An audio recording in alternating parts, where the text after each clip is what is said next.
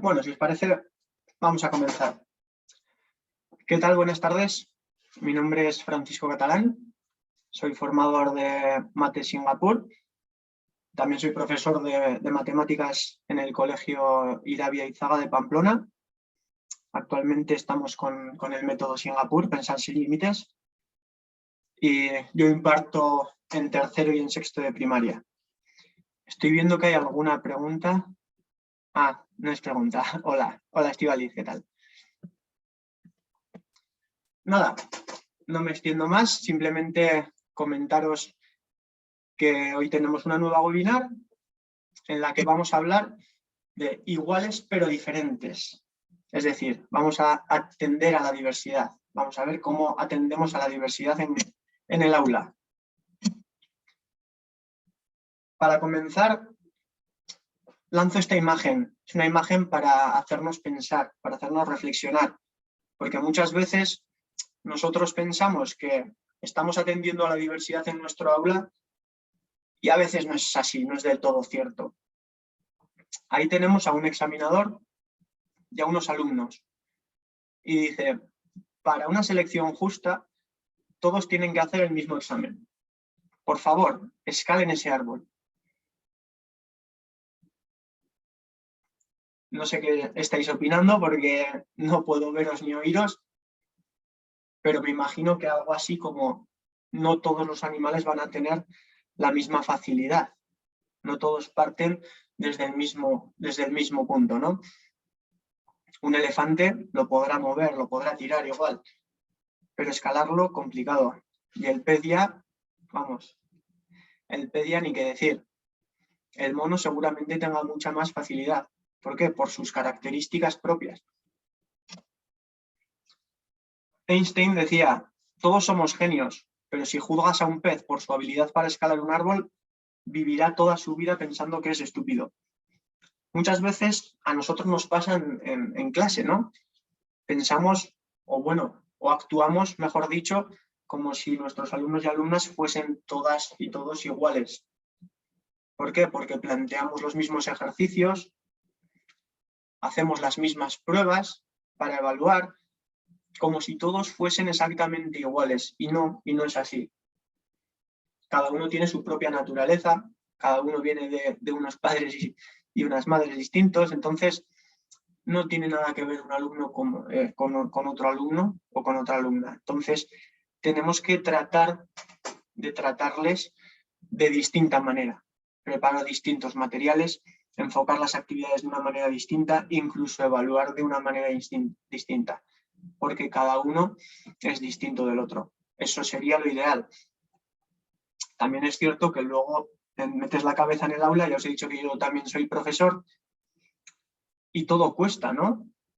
Y cuando quieres dedicar mucho tiempo a algo, pues ese tiempo no lo puedes dedicar a otro asunto. Entonces, sé que esto no es fácil, pero tenemos que tratar de empezar a hacer actividades, a planificar las sesiones, pensando en distintos tipos de alumnado. Y para ello, nos tenemos que hacer algunas preguntas. Por ejemplo, ¿qué quieres que aprendan tus alumnos?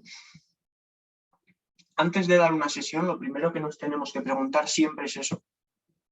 ¿Cuál es mi objetivo de esta sesión? No qué quiero enseñar, sino qué quiero que mis alumnos y alumnas aprendan. Ese es el objetivo de la sesión y en torno a eso tiene que girar la clase.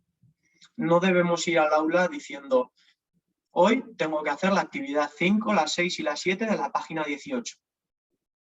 La clase debe girar en torno a mi objetivo.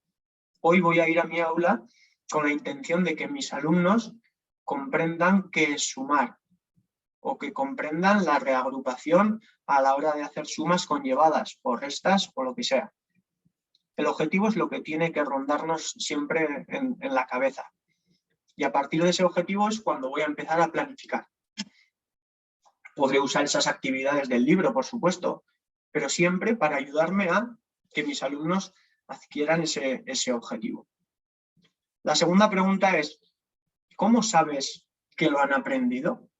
¿Cómo nos aseguramos nosotros como maestros que los alumnos ya han comprendido, han aprendido ese objetivo, esa actividad que yo me planteo, ¿no? Les preguntamos, pasamos por su sitio y vemos que la respuesta sea la correcta. Lo ideal es ver si hay comprensión, no simplemente si está bien hecho. Y para ello es importantísimo poner el foco en el proceso. Es decir, que no nos digan, yo ya he hecho el problema, me sale 5, muy bien. En vez de decirle muy bien, vamos a preguntarle, oye, ¿y por qué te sale 5? ¿Qué has hecho? ¿Qué te ha llevado a ese 5? ¿Cuál ha sido tu estrategia? Nos está demostrando si realmente lo comprende o ha habido suerte. Y en ese punto, ¿qué hago yo como maestro si ese alumno o esa alumna a la que le he preguntado ya lo ha aprendido? Todavía hay gente que no lo ha aprendido, está en proceso, está en plena actividad. ¿Qué hago yo si esa persona ya ha aprendido ese contenido, ese concepto, ese objetivo a trabajar? Nos ponemos a limpiar la clase, a leer, a correr por ahí, les damos un premio. Antes era muy típico, ¿no? Por lo menos cuando yo era alumno. ¿Has aprendido? Perdón, ¿has terminado ya? Venga, ponte a leer o ponte a dibujar. Igual me lo paso muy bien, pero no estoy teniendo la oportunidad de profundizar más en ese objetivo, ¿no? En ese aprendizaje. Ahí me voy a quedar. Lo que le han pedido a todos, yo ya me lo sé y ahí termino yo. Hasta que vuelva mi nuevo objetivo, mi nuevo aprendizaje, ¿no? Eso no puede ser. Los alumnos tienen que tener la oportunidad de desafiarse mucho más, de exprimirse, de sacar todo el jugo que llevan dentro.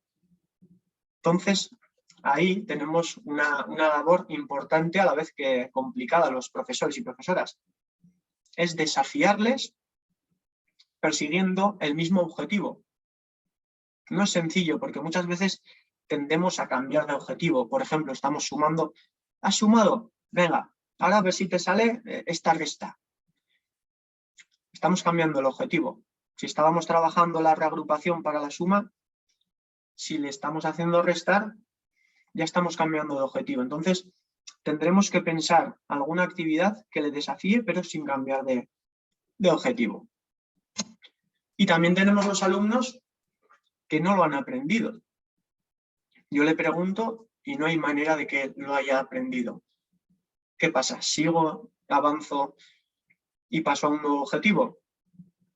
Tendré que planificar previamente las sesiones teniendo en cuenta esto. Puede haber chavales o chavalas que no lo pillen y necesiten otra oportunidad de aprendizaje. Entonces yo como docente tendré que tener pensado qué voy a hacer si la actividad principal que yo me he planteado en mi casa o en el despacho donde haya preparado la sesión, si esa actividad no le ayuda a cierto tipo de alumnos y alumnas a adquirir el objetivo. Tendré que tener pensada otra actividad, una nueva variante, una nueva manera de hacerlo, ¿no? Entonces estas son las 4 preguntas que nos tenemos que hacer. ¿Qué quiero que aprendan mis alumnos y alumnas? Es decir, ¿cuál es mi objetivo de la sesión? ¿Cómo me voy a enterar si lo han aprendido? Puede ser observación directa, puede ser una evaluación informal en la que yo voy por los sitios y voy fijándome, voy preguntando, salen a la pizarra, pero lo tengo que tener claro. O puede ser, por ejemplo, una actividad en la que de manera individual escriben en su libro esos procesos y esas respuestas. Lo tengo que tener claro. ¿Qué hago si ya lo han aprendido? ¿Cómo les desafío sin cambiar de objetivo? ¿Y qué hago si no lo han aprendido? ¿Cómo les voy a ayudar? Entonces, aunque cada alumno es un mundo, nosotros como docentes tenemos que tener preparados, por así decirlo, preparadas las clases teniendo en cuenta estas 4 preguntas. Objetivo general, cómo desafiar a los que lo han conseguido y cómo ayudar a los que no lo consiguen. Eso es lo mínimo que debemos plantear en las sesiones. Entonces, yo os voy a mostrar algún pequeño ejemplo, ¿vale? Pero antes de los ejemplos os voy a decir ¿Cómo podemos atender a la diversidad? ¿Cómo podemos hacer esas modificaciones? Podemos modificar el contenido. Ya veréis que podemos modificar distintos puntos. Uno de ellos es el contenido. Cuando aprendemos, por ejemplo, la suma conllevada, todo nuestro alumnado tiene que adquirir dicho objetivo, y eso es así. A algunos les pediremos que nos lo resuelvan con números mayores, si ya lo han conseguido. Un pequeño desafío puede ser aumentar los números. ¿No os pasa que a veces en un problema vuestros alumnos y alumnas se bloquean, cambias los números y ahí va, ya es súper fácil? Y la situación es la misma, y antes no sabían si había que sumar, si había que restar, pero como has cambiado los números ya de repente es fácil. Entonces, si por ejemplo, vuelvo al ejemplo anterior, mi objetivo es que comprendan la reagrupación a la hora de hacer la suma conllevada, pues le puedo modificar los números a aquellos que ya lo han conseguido para desafiarles un poquito más.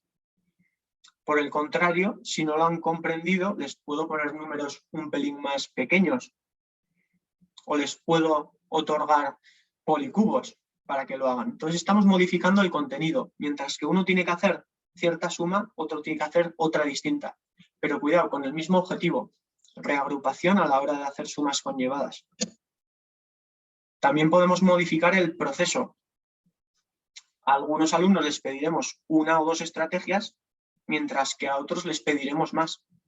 Luego veréis un ejemplo de esto de las estrategias. A mí me encanta. Todos queremos que lleguen a la meta, por supuesto, pero algunos, si tienen una estrategia bien pillada y les ayuda a lograr, por así decirlo, el desafío final, ¿no?, de manera satisfactoria, como puede ser hacer cualquier tipo de problema de esa misma situación de una manera satisfactoria, pues igual nos vale. Si es un alumno o una alumna que le cuestan las matemáticas, pero ha cogido muy bien una estrategia, igual con eso ya me vale. Pero a otros les vamos a exigir más estrategias. Y eso es cambio del proceso. ¿Cómo has llegado a la meta? Yo he llegado de esta manera, yo de esta otra. Entonces, les exigimos distintos procesos. Y esto, perdón, vuelvo a lo de los procesos, que quiero comentar algo. Esto les ayuda muchísimo tanto a los alumnos que son capaces de dar más a la hora de exprimirse, porque no hacen más que buscar nuevas maneras, profundizar, le dan una vuelta de tuerca al problema o a la actividad o al cálculo o a lo que estén haciendo y se estrujan un montón y sacan un montón de estrategias nuevas. Pero es que a su vez eso ayuda a los alumnos que más les cuesta. ¿Por qué? Porque si yo como profesor solo muestro una manera de hacer un ejercicio, pues igual llego a muchos alumnos lo comprenden, lo entienden de maravilla, pero es que igual me estoy dejando ahí en el camino a 3 o 4 que no lo comprenden. ¿Por qué? Porque mi manera no les ha hecho clic en la cabeza. Sin embargo, si a otros les reto, les desafío con la búsqueda de nuevas estrategias, después las van a explicar y eso va a hacer que los alumnos que les cuesta un poquito más las mates tengan distintas oportunidades de aprendizaje. Es decir, escuchen una estrategia, una manera, un proceso, ¿no?, de llegar a esa solución y digan, no la comprendo bien. Ahí está, un poco mejor, pero no. Igual ven la tercera y dicen, esta sí que la entiendo, es súper fácil así. Y a partir de ahí, cada vez que aparezca un problema, un cálculo de ese tipo, la empieza a hacer así. ¿Por qué? Porque la entiende. Y la entiende gracias a que ha tenido distintas oportunidades de aprendizaje. De eso se trata, de que tengan distintas oportunidades de aprendizaje. Y el método Singapur se basa en eso. Ya sabéis que exigimos un montón de variedad a la hora de hacer problemas, tanto a la hora de representar como a la hora de llegar a la meta. Y como os digo, para mí, modificar el proceso o hacer modificar el proceso a mis alumnos es una de las mejores maneras de desafiarlos y de ayudarles a la vez. Y otra manera es modificar el producto, porque a algunos alumnos les pediremos que creen, por ejemplo, un cómic, otros que creen un texto, otros un dibujo, otros una figura. Los alumnos son distintos y tienen gustos diferentes. Tienen distintas inteligencias. Habréis oído hablar de las inteligencias múltiples. Pues como nuestros alumnos son distintos, pues pueden hacer distintos productos. ¿Por qué voy a hacer que todos hagan un cómic? Igual otro prefiere hacer una figura, una manualidad, siempre y cuando vayamos a trabajar a través de eso el mismo objetivo. Porque si yo quiero, pongo un ejemplo así un poco tonto, si mi objetivo es que aprendan la suma con llevadas, es que a mí me gusta más restar. Cuidado, no estoy hablando de eso. Estoy hablando del producto con el cual voy a introducir la suma con llevadas, que es mi objetivo de la sesión. Eso es inamovible. ¿Yo quiero hacer otro objetivo porque me gusta más otro objetivo? No. El objetivo lo mandamos nosotros, pero hay veces que de manera transversal llegamos a ese objetivo, llegamos a adquirir dicho objetivo a través de distintos productos. Y ahí sí que podemos, por así decirlo, dar la opción a nuestros alumnos según sus gustos de escoger uno u otro. ¿Por qué? Porque queremos que nuestros alumnos tengan una actitud muy positiva de cara a las matemáticas. Buscamos que estén contentos. Y si yo, imaginaos, yo soy un profe de mate, pero soy un loco de los cómics. No tengo por qué siempre ponerles cómics. Igual otros prefieren de vez en cuando simplemente un dibujo o simplemente una figura o cualquier... Esto es un ejemplo, ¿vale? Pero lo que os digo siempre, en nuestra cabeza siempre tiene que estar rondando ahí el objetivo de la sesión. Si para ello utilizo las actividades del libro, genial. Si para ello utilizo un producto propio, genial. Entonces estas serían unas de las maneras de modificar una actividad para adaptarla tanto a unos como a otros. Y ahora os voy a poner distintos ejemplos, porque a mí en estas webinars en las que no puedo interactuar cara a cara con los alumnos y alumnas, no me gusta hablar todo el rato sin que sea algo poco práctico. Así que os voy a poner un ejemplo. 45 menos 18. ¿Qué espero que mis alumnos y alumnas hagan? Os voy a compartir la cámara de documentos. Aquí tenemos 45 menos 18. Yo, antes de la sesión, tengo que pensar la actividad que voy a hacer y voy a imaginarme qué esperas, o sea, qué respuestas me van a dar mis alumnos y alumnas. Y qué maneras, qué estrategias van a seguir ellos para darme esas respuestas. A la hora de hacer esto, yo espero que alguien coja y haga este algoritmo. 45 menos 18. 5 unidades menos 8 unidades. Claro, yo a 5 unidades no le puedo quitar 8. Así es como lo planteamos en segundo o tercero de primaria, que es donde trabajan este tipo de cálculos. ¿Qué podemos hacer? Y alguno me lo explicará, espero que sea de esta manera. Vamos a reagrupar las decenas y las unidades de tal modo que yo voy a pasar una decena en forma de unidades. Aquí quedarán 3 decenas y aquí tendremos 15 unidades. Ahora sí, a 15 unidades le puedo quitar 8. Son 7 unidades. Y a 3 decenas le voy a quitar una decena. 2 decenas.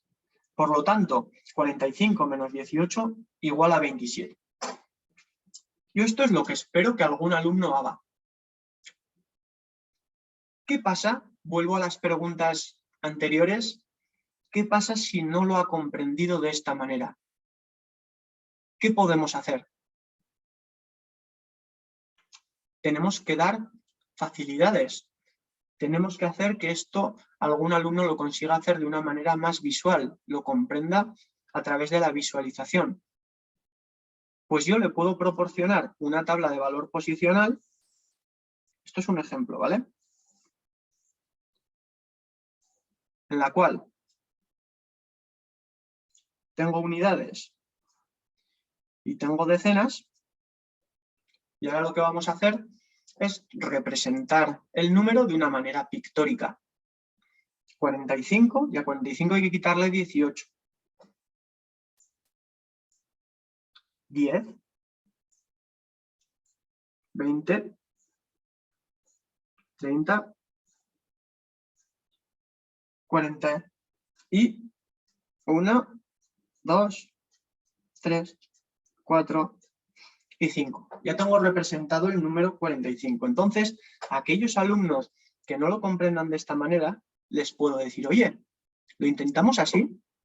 De hecho, los que conocéis el método y trabajáis con él, veréis que nunca empezamos de esta manera.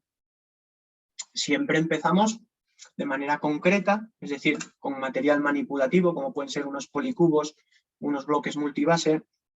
Después pasamos a la manera pictórica, que es dibujarlo, dibujar, por ejemplo, el número 45 y quitarle 18. En sumas sería añadirle, para, por último, ir a esa fase abstracta. Entonces, cuando un alumno no lo comprende así, siempre volvemos hacia atrás. ¿Para qué? Para que lo entienda de una manera más visual.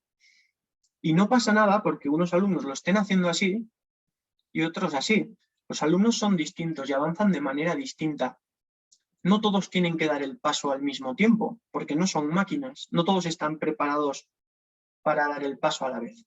Entonces, nosotros tenemos que guiar y decir, no pasa nada, inténtalo de esta manera. ¿Cómo se podría hacer? Pero aquí estamos en ese objetivo de reagrupar. Si no tengo unidades suficientes como para poder quitar 8, ¿qué tendré que hacer? Tendré que reagrupar decenas y unidades. Y aquí en estos momentos espero que el alumno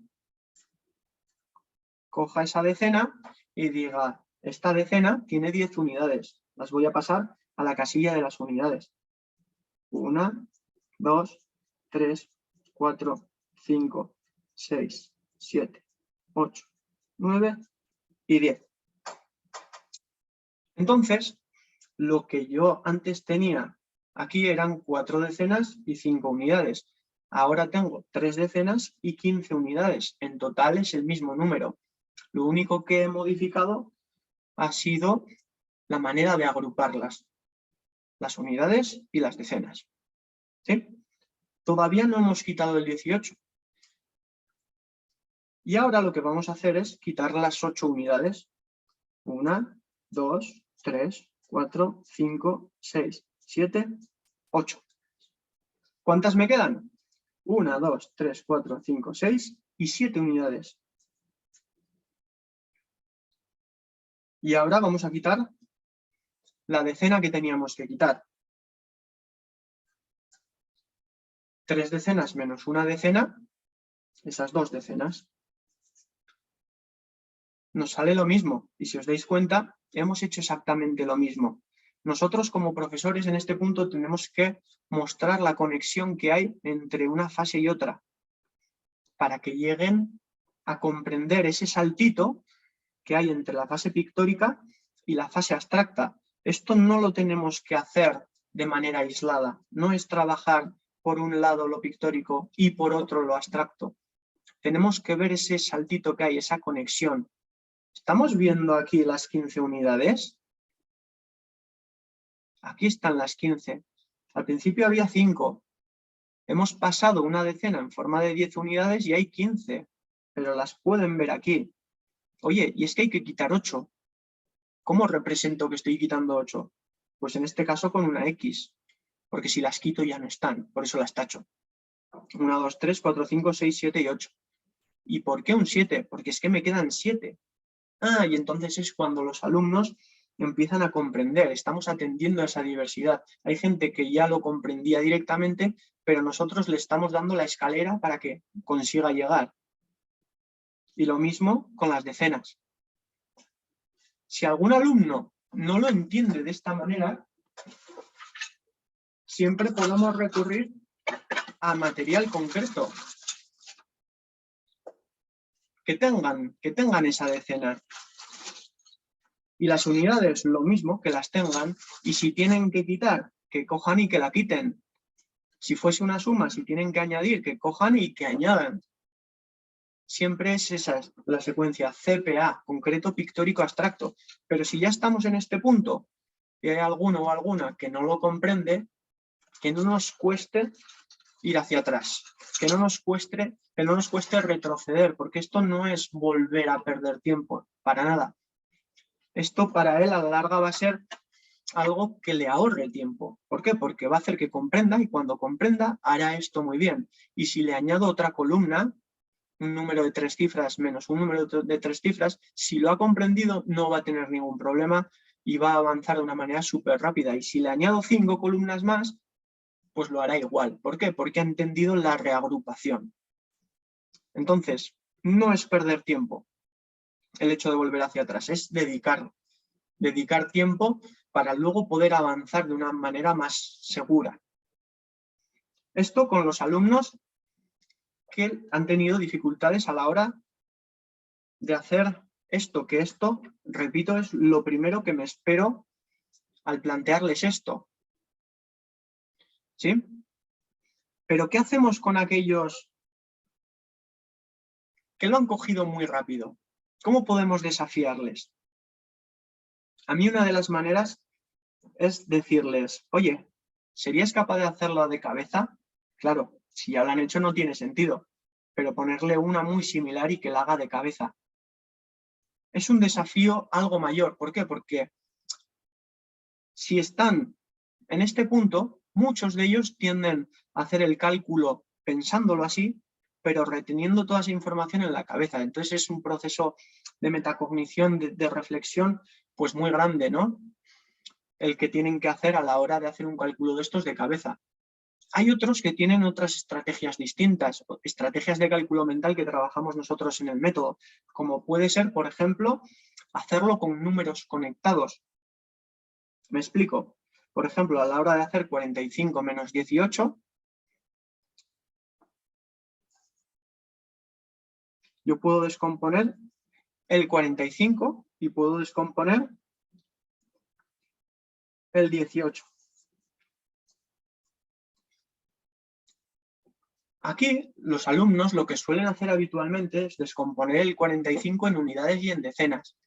Pero si yo descompongo el 45 en 40 y en 5 y el 18 en 10 y en 8, nos va a pasar lo que nos pasaba aquí y lo que nos pasaba aquí. Que yo a 5 unidades no le voy a poder quitar 8. Entonces, tenemos que acostumbrarles a que descompongan los números de distintas maneras, porque a veces nos vendrá bien una manera y a veces nos vendrá bien otra manera. Una de las maneras que nos va a venir muy bien es descomponer el 45 directamente en 15, que es lo que nos había pasado aquí, y en 30. Y el 18 sí, en 10 y en 8.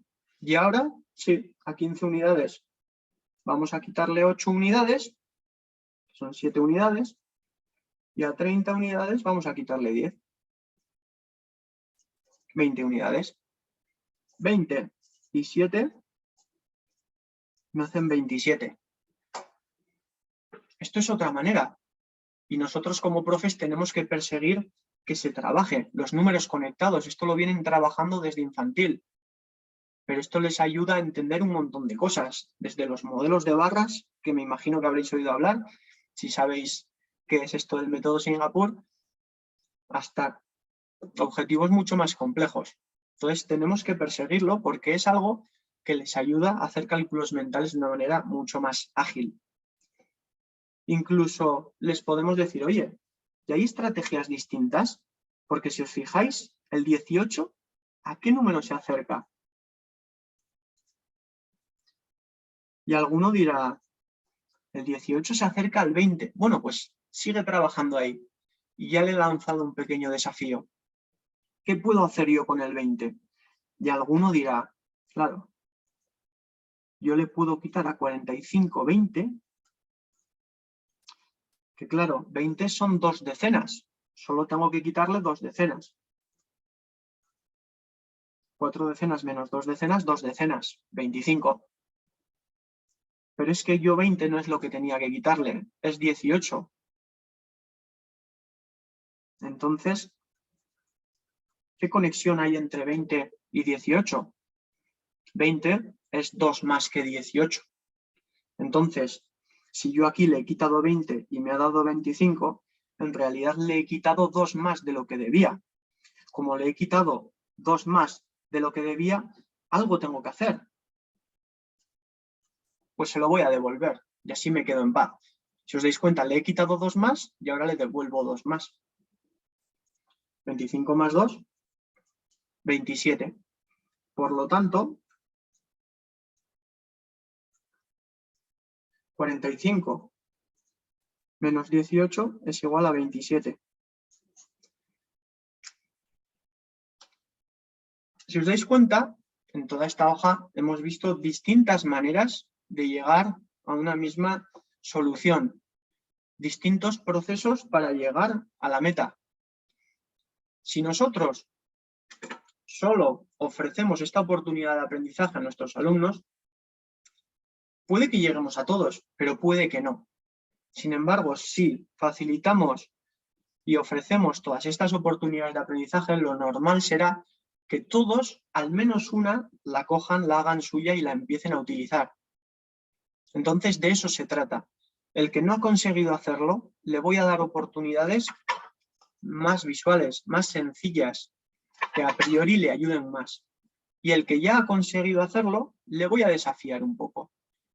Oye, ¿y hay alguna otra manera? ¿Y podríamos hacer lo mismo con el 45? ¿Podríamos quitar 50 menos 20? ¿Y luego qué habría que hacer? Y ahí les vamos desafiando, pero si os dais cuenta, lo que no he hecho en ningún momento ha sido cambiar de objetivo.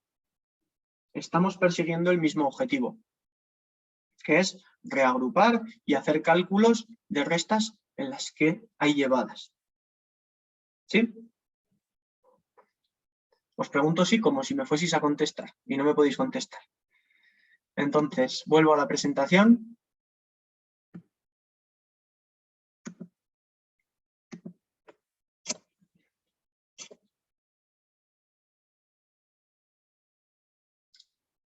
Vuelvo a hacer referencia a la planificación. ¿Por qué? Porque es súper importante.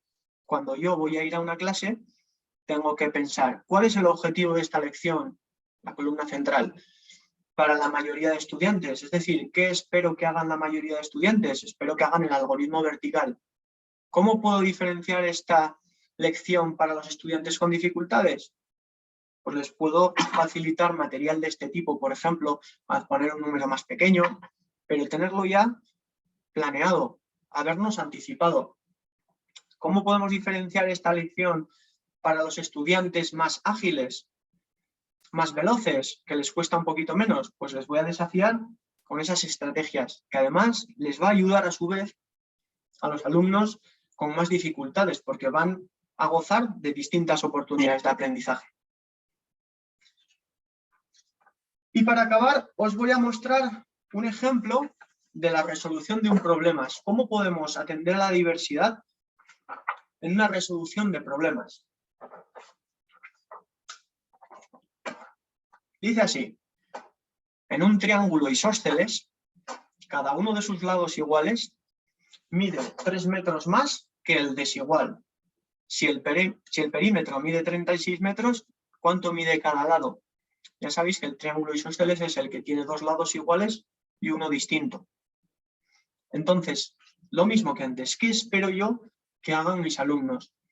¿Cómo podré ayudarles si no lo han conseguido? Y si ya lo han conseguido, ¿cómo les desafío?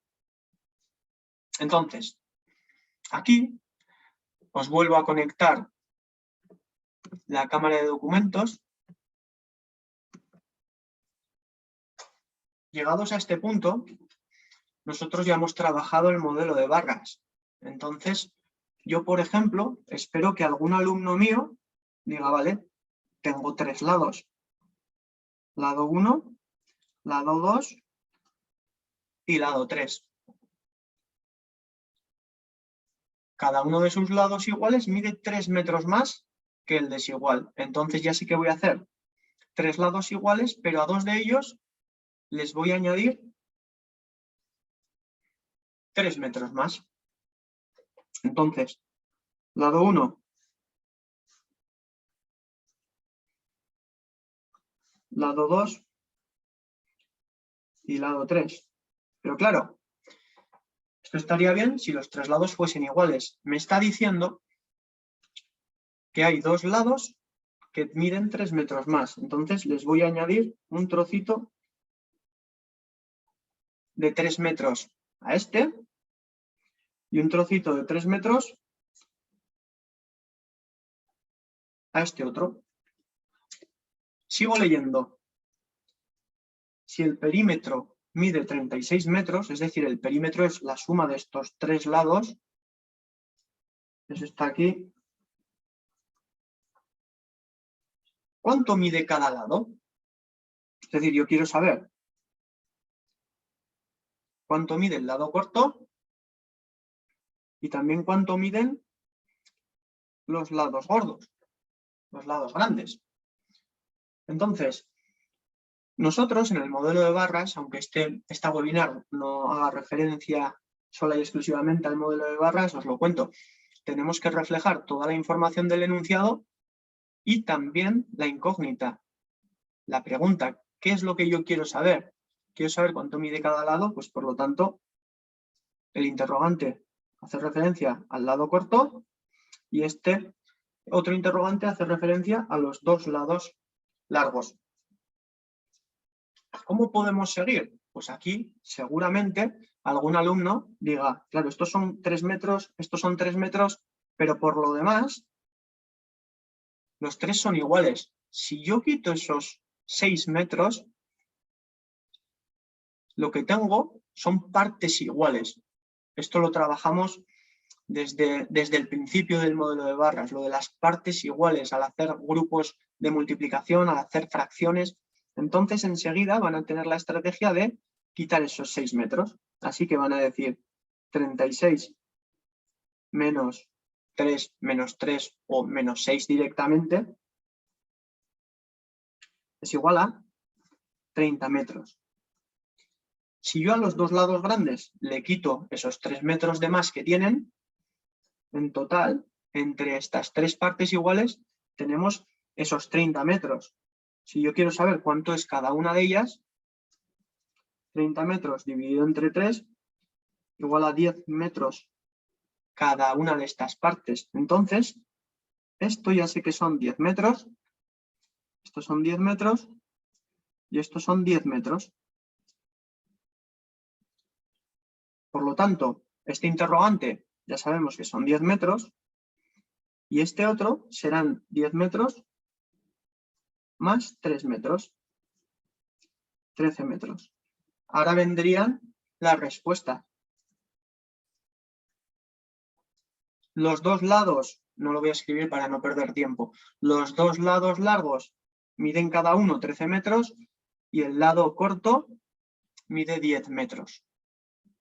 ¿Sí? Esto es lo que yo espero como profesor. ¿Qué pasa? Que seguramente me encuentre algún alumno que esto no lo vea, no lo tenga claro y necesite cierta ayuda. ¿Qué puedo hacer con estos alumnos? Lo primero, analizar. ¿Sabemos qué es un triángulo isósceles? ¿Cómo podríamos representarlo? Si yo cojo 3 palitos y hago esto es un triángulo isósceles? Pues no, porque cada lado mide lo mismo. Me dice cada uno de sus lados iguales, es decir, que hay dos lados iguales, mide 3 metros más que el desigual. Entonces esos tienen que medir un poquito más. ¿Cuánto más? 3 metros más. Pues le voy a añadir un trocito de 3 metros más. Le añado esos 3 metros y a este otro le añado otros 3 metros.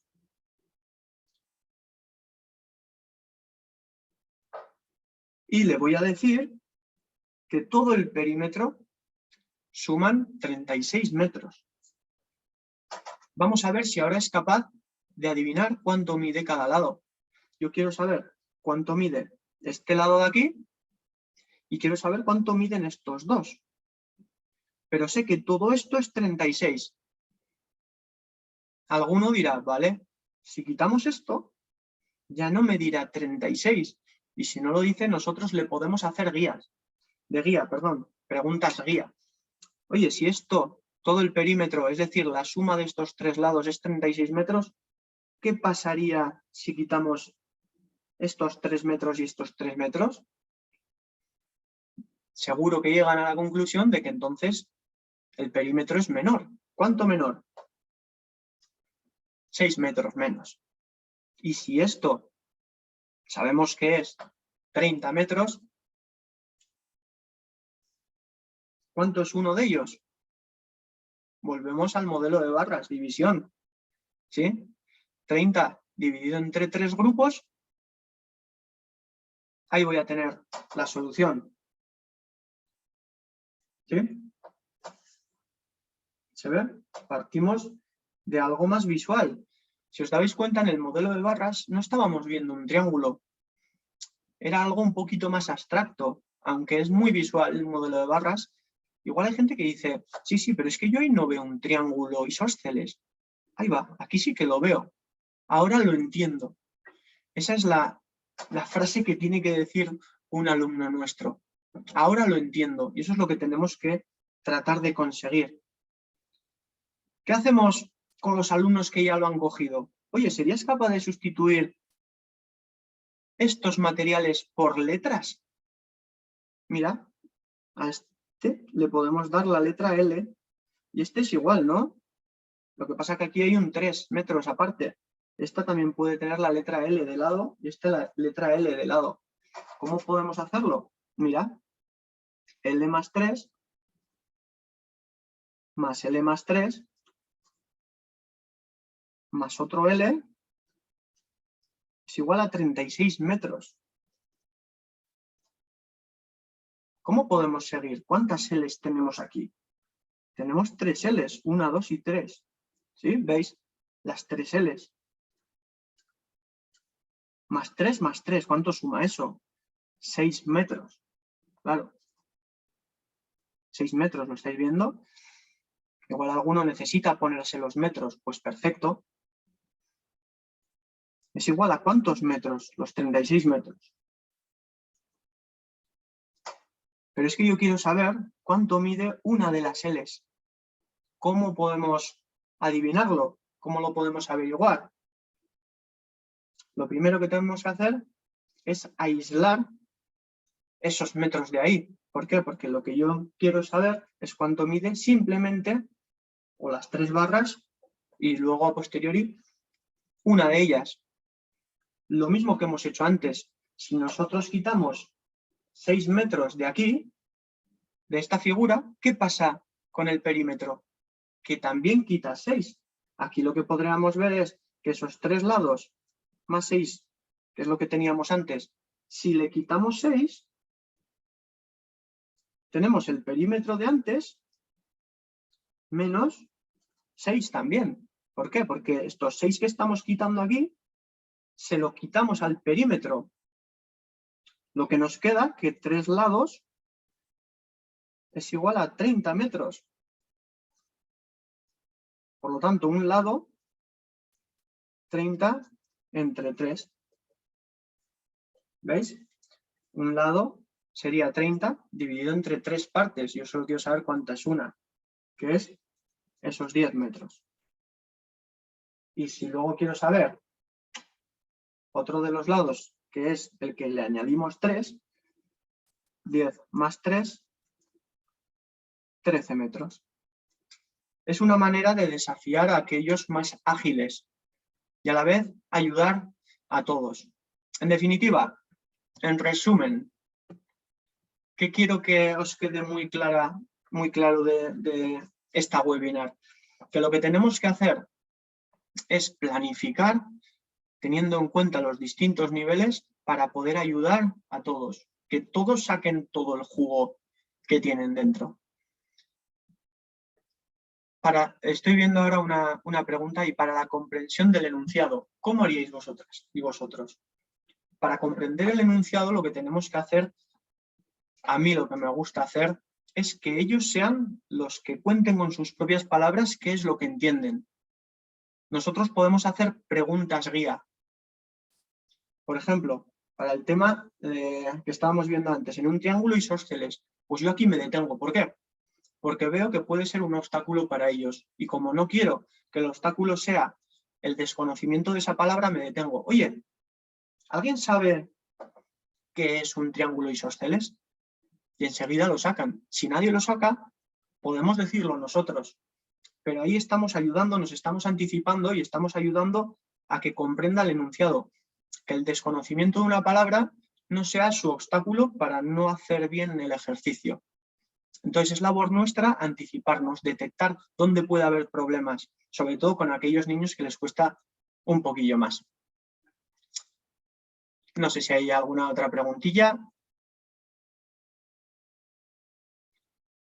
Esto eran unas pinceladas del capítulo de atención a la diversidad. Nosotros tenemos en Polygon Education, tenemos este módulo, ofertamos el módulo en un nivel de especialista y que sepáis que es algo un poquito más potente. Aquí he tenido 45 minutos, da tiempo para lo que da.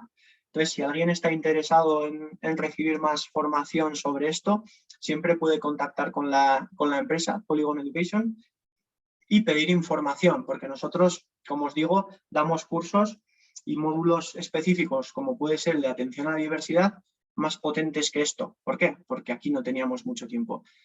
Mi idea era que os fueseis con las ideas más o menos claras sobre cómo trabajamos la atención a la diversidad en el método Singapur, cómo lo hacemos en Pensar sin Límites, que es nuestro material, el material que utilizamos nosotros, y si podéis utilizar algo de lo que habéis escuchado, aprendido hoy en vuestro día a día, pues yo ya me doy por satisfecho.